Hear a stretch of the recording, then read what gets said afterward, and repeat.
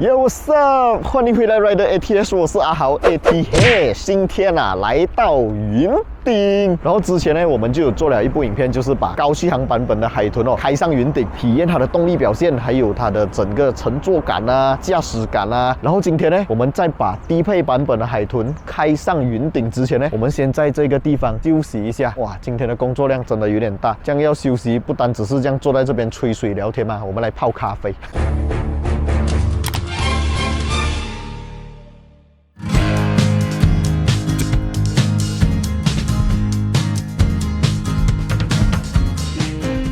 哇，还有煎蛋真的是会熟的嘞！哇，这辆 BYD 的海豚不是开玩笑。你看，平时这个插电的地方呢，我们是把电插进去嘛，可是今天是把这个电拿出来拿出来一个三角插座的那个排插，就在后箱这边煎蛋了，够力了！我们不只可以煮咖啡，还可以煎蛋，我们应该是全马第一批做这种事情的人OK 啦，现在我们就要去享受我们的下午茶了啦。下午茶结束过后，我们就把这辆海豚开上云顶 ，Let's go！OK， 上一次我们开过那台 Extended 高配版本过后呢，上次我们体验到这辆车动力表现哇，真的 very good 这一次我们就要来看一下低配版本的动力呢，有没有像上次这样 very good 在影片开始之前我们要非常感谢我们的 BE Auto 的 Jeffrey 大哥，真的非常感谢他，没有他就没有今天，还有上一次那一部影片。之前我们还有拍过 Arto 3下车棒，不知道以后有没有机会我们海豚也跟他下车棒。OK，我们可以 plan 一下可以 plan 一下想看的朋友 like 爆这个影片 comment 多，然后我们给 Jeffrey 一点压力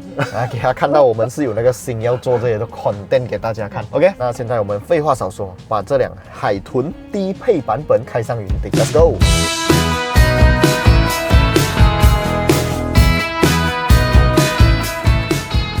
哦耶！这一台车呢，我们现在设定的是一个 Eco Mode， 就是省电模式。当然，我们跟上一次一样这台车开上云顶的情况呢，不是飞车，不是赛车我们不是用来比较谁比较快，谁比较厉害。我们主要做的就是用一般人开车上云顶的方式来开这一台车上云顶。然后这一辆车，因为它的价钱真的是非常具有竞争力只需要10万块马币。那我们就来看一下10万块马币的车开上云顶呢，比起它的同价位的对手，好像 Vios、CD 这些车款是怎样的一个 feeling？ 会不会还是 Vios 比较劲还是 CD 比较劲？OK， 因为现在是一个 Eco Mode 低配版本，因为它的动力输出会比较弱嘛，所以呢，它的这个 pedal 的 feeling 你会觉得比较没有力。pedal 踩下去的时候，那个力来的感觉当然是输一点对比较它的 pedal response 比较慢。如果你讲求的是要那种冲劲动力高配版当然是比较适合你。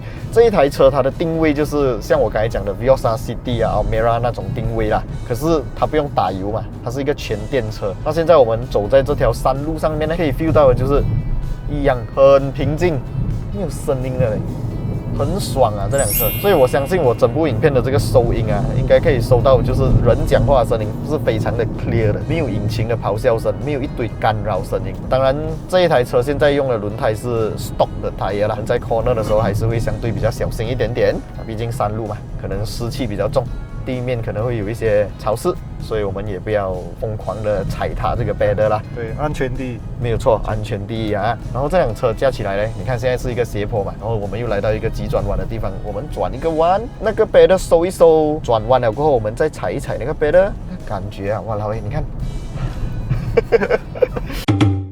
这就是为什么我喜欢 EV 车款，真的是那个 response 太好了，很爽的嘞！你看电门给它踩一踩，现在是 Eco Mode 爆嘞，而且还是一个 low spec 看到吗？它那个动力表现是极好，低配版只有70 kW 所以相对起来那个高配的是150 kW。虽然讲少了一半，可是我们在行驶的时候，我们不会觉得我们的那个 feeling 人的感觉不会觉得是少一半，可能感觉是少30% 这样子。可以那么说，因为什么？它的扭力也蛮高的，这辆车它的扭力是180 Nm。然后其实有一个重点，多人可能没有发现到，没有察觉当然，平时一直有在开车的人，可能就会 feel 到，就是你的车，如果你的 torque 很强的话，动力很好，其实开起来是比较安全的。为什么呢？因为我们在各车的时候减少那个跟隔壁车道那个头对头对撞的几率我们可以用更快的速度越过我们想要超过的对象。如果是我们的车没有力好像现在很多 ICE 车款比较小马力的，我们在超车的时候，如果是双向车道，就是一来一回的车道我们一定会 cross 到对面的路去嘛。那如果我们的动力不足，我们踩